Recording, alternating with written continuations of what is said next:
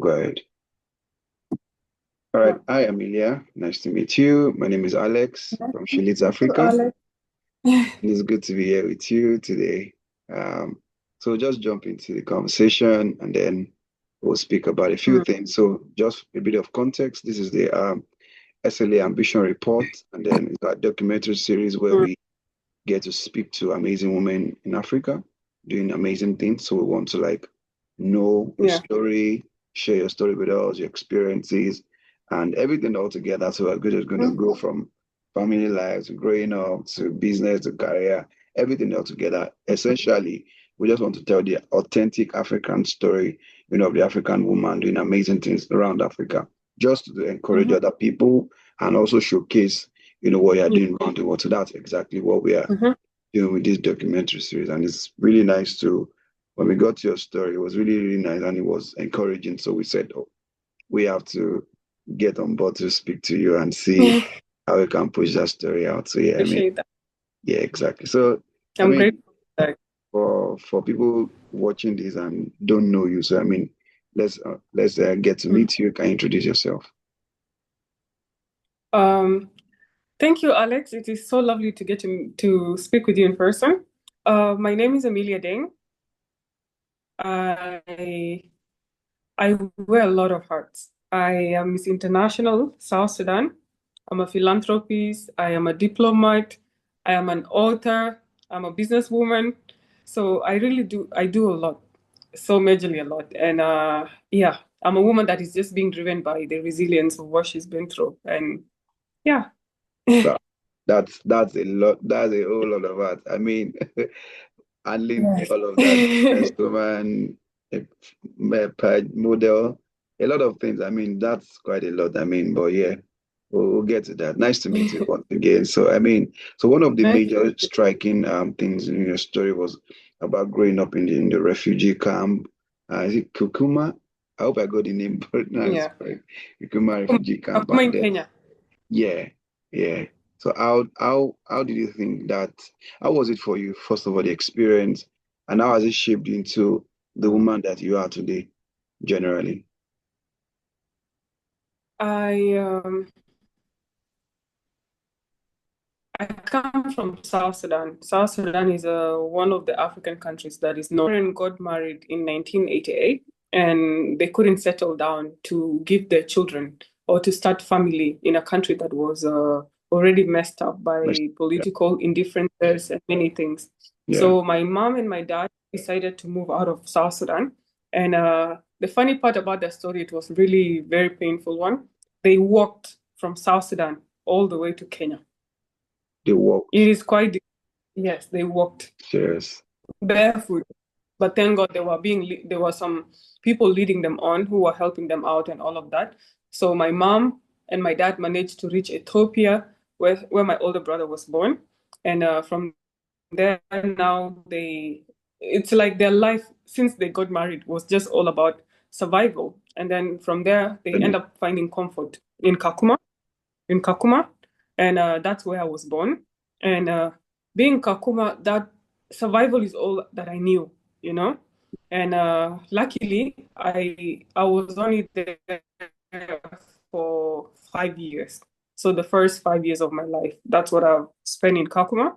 And the fact that I was still a young child and I still vividly remember all the incident and Yeah. everything that I went through and what other children also went through, it's quite trauma bonding, and it kind of break my heart to know that little kids have to go through that, not because they wanted to go through that, but because of the Just for insecurities that they terms have there. in their Yeah, countries, you know. yeah. So life in Kakuma wasn't any easy compared to being also in a war-torn country. But the best part about it is that you were safe. You are not gonna hear gunshots. You had UNICEF, I mean, most of the international organizations supporting Well, you yeah. and all of that. So growing up, I had to learn what survival was at a young age. And I think that is what True. really drove me, the resilience. Yes. So life in Kakuma wasn't a walk in the park. It was all about survival and how to be alive. So I mean, how that's really, really very, I mean, very emotional story, background and all that. That's quite a lot from your parents to yourself, first 5 years. All you just need was survive. I mean, but looking back in Yeah. retrospect, how did that drive you? Was it that resilience that drove you towards leadership? Like, how did you translate, like translating pain to pleasure? Like, how did you go from growing up with that level of discomfort? I mean, a refugee camp is not so comfortable as such. I mean, how did you grow from that to the woman that you are right now? Like, what was that? What was the striking force that helped you to break into what you are right now? Um, I I was never comfortable being in a refugee camp, and I gave myself words that when I grow up, I don't want to ever live a life like this. I don't want to also get married and have my kids go through the same thing, you know? And Yeah. I think the main part of it being in a refugee camp was all about survival. And through that survival, you learn how to be resilient with everything in life, you know? And from there, at a young age, I started learning how to lead, how to be able to just do anything, you know, to help out my mom, my siblings, my family, even other communities that were also in Kakuma. So in that part, I've always been known as that child that was so curious about life, who just wanna like evolve herself, get out of whatever that she's in, you know, the circumstance. So in that part of it, at 5 years old, I already knew that is not the life I wanted. And from there, I started envisioning myself what I really wanted, and I know what I was destined for. And through that, I was able to. The best part is that my dad, my dad was a soldier, so he Oh, wasn't with us most of the time in Kakuma. He decided to bring us into a better place, and he went back to South Sudan to go and fight for the country. You know, so in wow. that context it was so hard for us to get to meet with him and all of that communications and all of that. So Wow. when my dad would come, I remember I would talk to him a lot and tell him like, you know, Dad, I'm not happy about this life. I don't want to be here anymore. I Anymore. told him that I Mm. would, yeah, I would describe what I wanted my future to be and all of that. And luckily, because of the resilience and because of the pain that I went through, it really built me up to be able to stand up for myself and be able to do what makes me happy. And Yeah. thank God I had a very amazing dad who really would do anything to make sure that the kids were okay. Okay. So from there, my dad decided to move us from Kakuma to Nairobi. So Oh, now being in Nairobi, that is where now life started getting better. We better. went to a good school. My head was all about school, books. Just I was studying so hard to You make just sure that wanted I that don't go that back. good life. Exactly. It was more like Exactly. I don't ever want to go back to that life. I Yeah. mean, So when I remember the survival that I have to go through in Kakuma, I'm like, no, that is not the life I want. I So don't if want I don't want that to life, go back. I need to work so hard and be whoever I was meant to be. And I think that is the resilience that pushed me to be where I am today. That's quite a lot. I mean, really, really, really inspiring story. I mean, for young ladies out there in Africa looking up to you, saying, okay, I'm also facing a particular setback, and I feel like maybe this is the end. I mean, this is an encouraging story that they also can, do better. I'm sure we'll still get to the part where speak to your younger ones, but I mean, let's just still go on. So another striking story for me was you mentioned that you adopted a child at 18. I was wondering, like, who adopts a child at 18? I mean, you are just a teenager yourself. I Hi. mean, you are still Yes. a child. I mean, you yourself are still a child Yeah. under a parent. I mean, as a teenager, you're still expected to be with your parent, you're still grooming you, and then you picked up a child and then went on to, I don't even want to go to the 213 children. I mean, that's quite a lot. But I mean, tell us about that. I mean, how did you go about that at your Yeah. young age? How did you think about Um, I think, as I said, being raised in Kakuma was all whatever? about survival. And I remember like instance that I'm more of like somebody who's like a 35-year-old girl, you Mm, know? mm, So what happened? I did Miss World South Sudan 2018. That was my first pageantry. okay. And that was my first pageantry. And luckily, I ended up getting crowned as first runner up. And through that, I was able to initiate my project.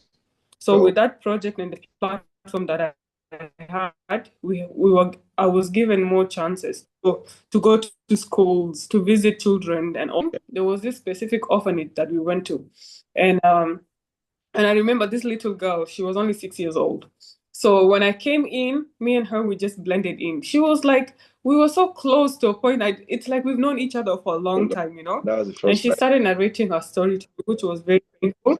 Yeah, which was a very painful thing. That had parents and her siblings were killed during the war that Wow. happened in 2013 in South Sudan.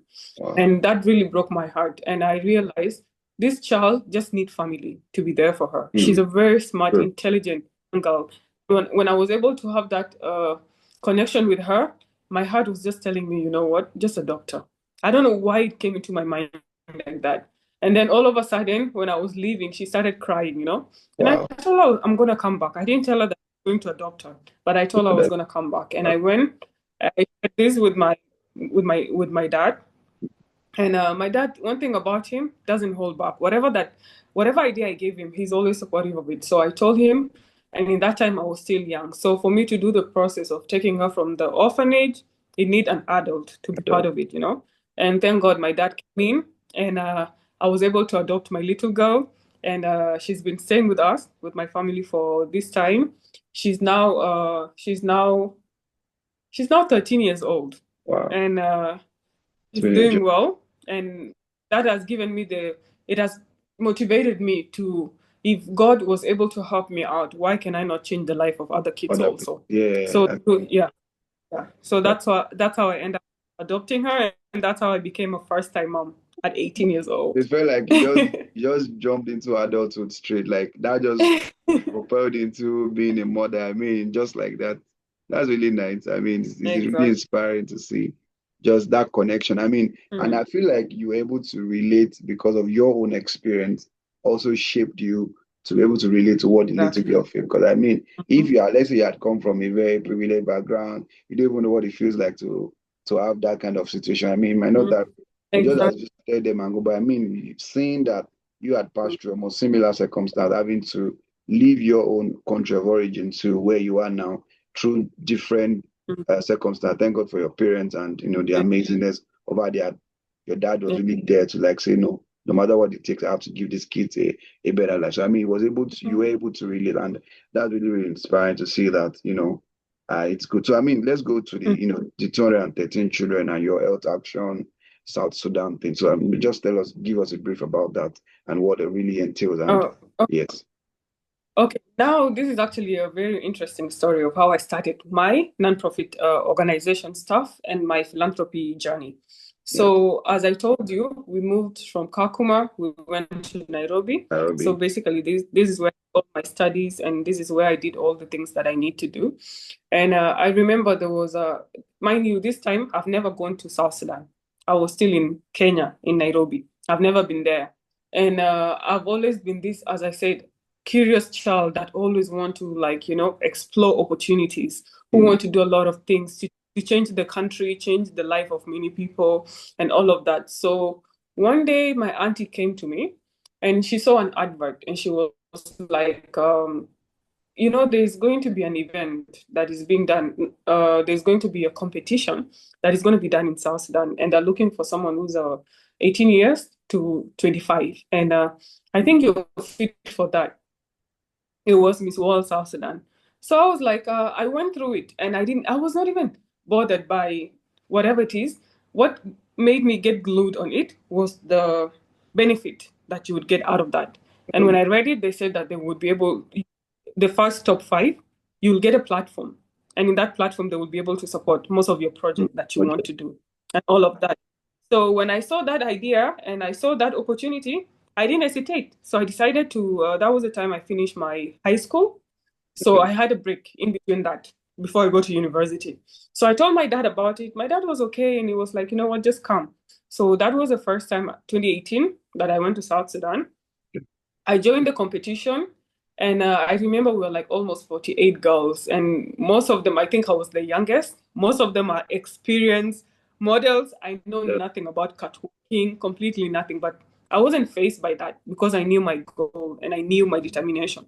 So what happened? I ended up getting enrolled, and I would go there earlier before anyone. I would go and practice, and then at night also, I'm always in heels, trying to move because at the end of the day, I'm thinking of the goal and the benefit that I would get to be able to accomplish whatever journey that I wanted to do. So in that part, I trained so much and I started catching up with them.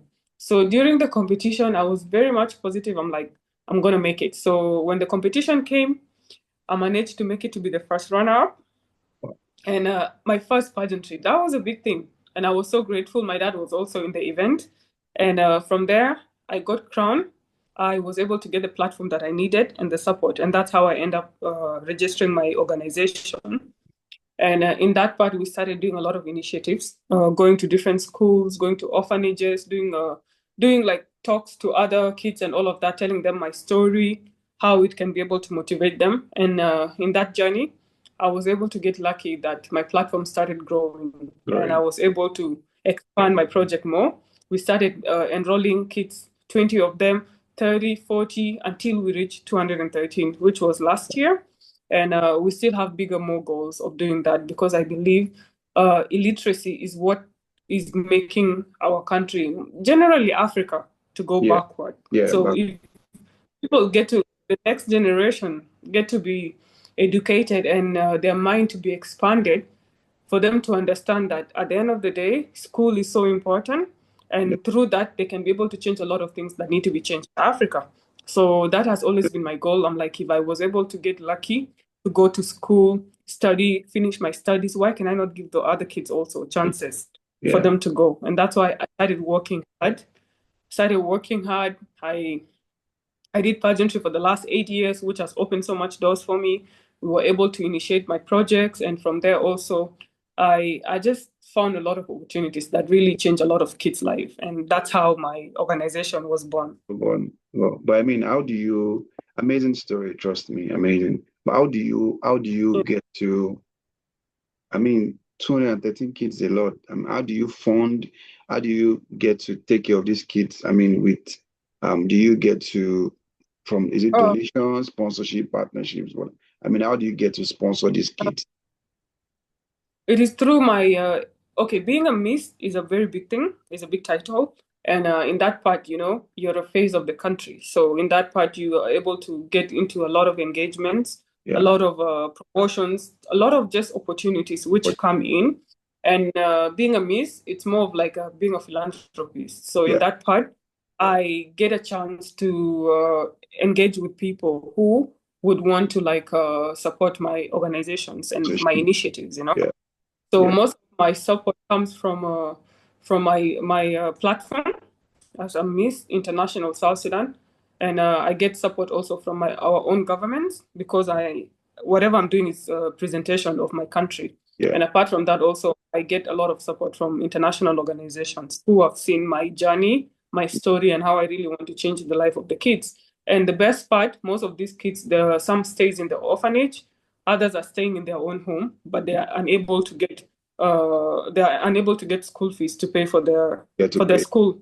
Yeah. Yeah, so what I do is just ship in and be able to help them out. So Um, we normally pay for their studies until they finish. And when they finish, anyone that has really done well in school, we get them scholarship and yeah. they can be able to fly from the country to go Wow, and expand their mind more. it's amazing. Well done. Really Yeah. great work you're doing. I mean, in spite of all of this, sometimes, even doing good things come with its own challenges. I mean, so what are some of the challenges or maybe your biggest challenge you faced while still trying to do good and help people? I mean, has there been some form of setbacks, some lows in your journey thus far? Yeah.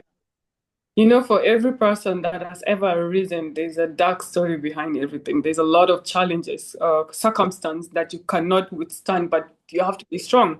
So, in comparable to that, I have really have had my own a lot of challenges that I might have experienced for the past 5 years. When I lost my dad during COVID time, Oh, one of the people that was so supportive of my journey and all of that. So when he passed on, I had to learn how to maneuver the world on my oh, own oh, and how to be able to push myself to be in a better position. And knowing also being born in South Sudan, this is a country whereby women barely get opportunities because they get to be discriminated. They get to be, they normally like they don't see the value of what women can do in the country. So in that part, for me to be able to rise and up and push myself from that narrative and be who I am today, Yeah. it's something that I am really proud of, because most of the support that I might have also gotten might not even be from my own country, but from other countries that actually believe in my dreams and all of that. So that one is another challenges that I've experienced, whereby women are discriminated. Women, they don't see the value. They don't see how they can be able to, like, do great things for, but Right. I was able to prove them wrong. Yeah, I was able to prove them wrong and do better. And also, another challenges could be the background that I grew up in, I was just a child, and being able to go through all that survival mode and all of that is something that I need to unlearn also. So at some point, I really do get through that phase also, Yeah. whereby depression, mental health, Yeah. and it hasn't been the easiest. So there's so much challenges that have been there, but at the end of the day, when I remember my goal and my passion and what Just really pushed just me to drives who I in. am today, Yeah. I just drive me and I focus my mind over there. Mm. That's good. Yeah. That's good. Well done. I mean, Yeah. that's really, really inspiring. I mean, so while we were speaking, you mentioned something around women in South Sudan generally not given that space to thrive. They're never given the space to, do a lot. So I mean, how are you using your position as a miss? And being a public figure out there, people looking up.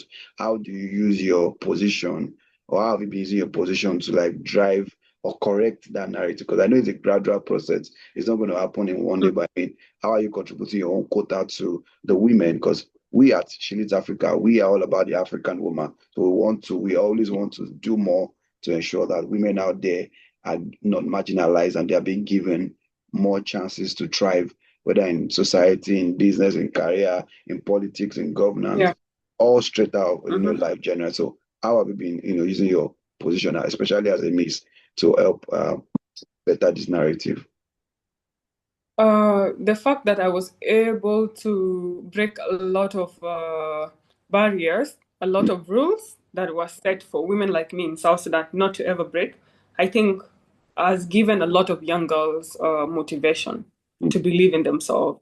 And in the part of it, I have with the book I wrote also, it could have motivated them, because I poured out my heart, Okay. explaining how I started from the humble beginnings, the Yeah. pain and the challenges that I had to experience, and all of that. And apart from that, also, I've been also meeting with a few government officials in my country to see how we can both work together and Yeah. change the narrative of what has been objected on women, whereby they are belittled and they are made Marginalized. Yeah. worth it, yeah, and all of that. So, in the part of me being a miss, I've been using my platform to make awareness of equality in every way Yeah. possible for women given chances to express themselves, to be able to achieve their dreams and do things that men can also do. And I'm really proud that South Sudan is really catching up. For the last 3 years, I've seen few women being included in a lot of decision making. And even as I'm talking right now, we have 5 vice presidents in South Sudan.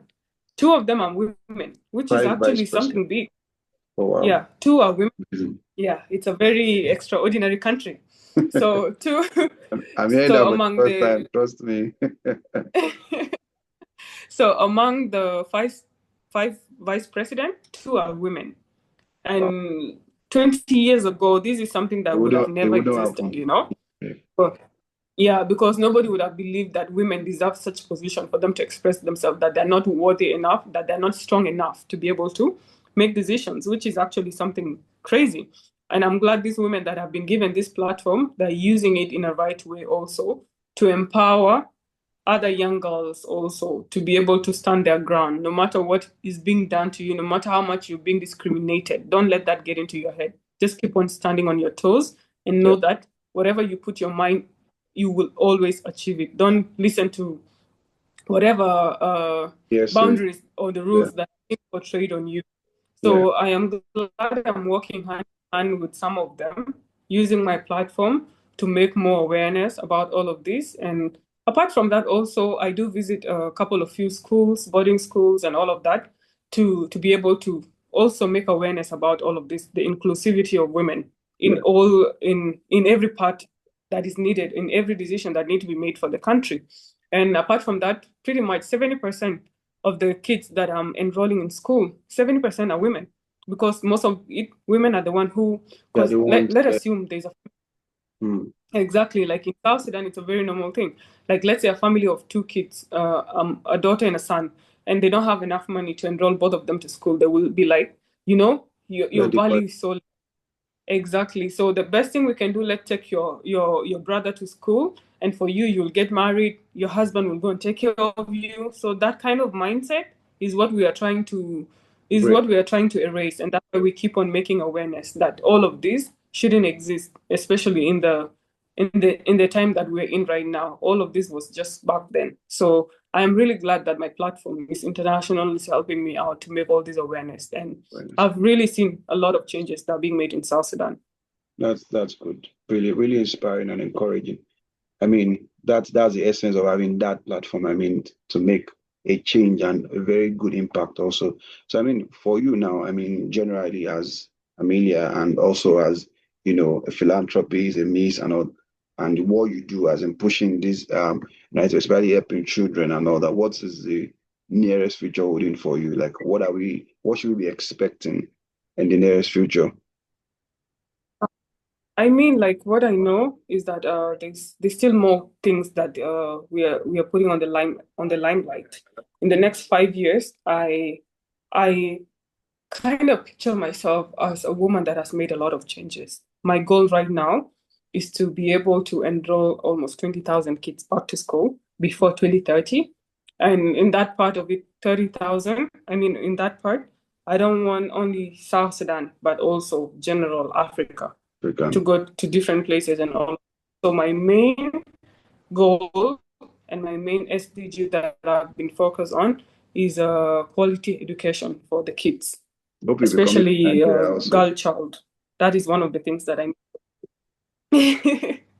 definitely. So that is one of the things that I'm working on. And apart from that, I also want my story to reach as many people as they can so that other people, especially young girls that are in a refugee camp, to also see the potential that they have, to also see that that whatever place they're in right now doesn't define them.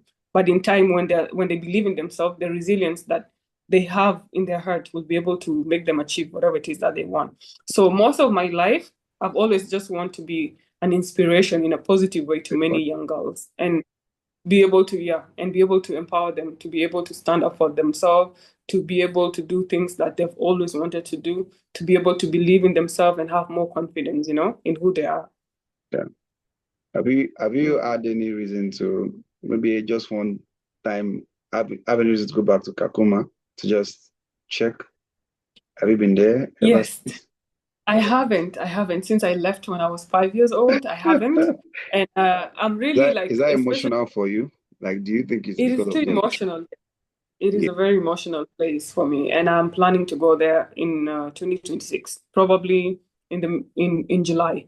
And before I go there, I think it's going to be a quite emotional time. But definitely, this definitely. is where my dream was born. This is where I started my journey. This is where I was able At to least breed my first hair, and no, this is in where honor of your dad. exactly Yeah. yes, in honor of my dad also. So I am planning to go there, and also I want to see how I can be able to support also young girls and young boys who are also in the refugee camp. Okay. That's Yeah, amazing. So let's just bring it back to SLA so that we can just um yeah. go. So I mean, how is it for you being on the SLA's docu-series ambition reports today?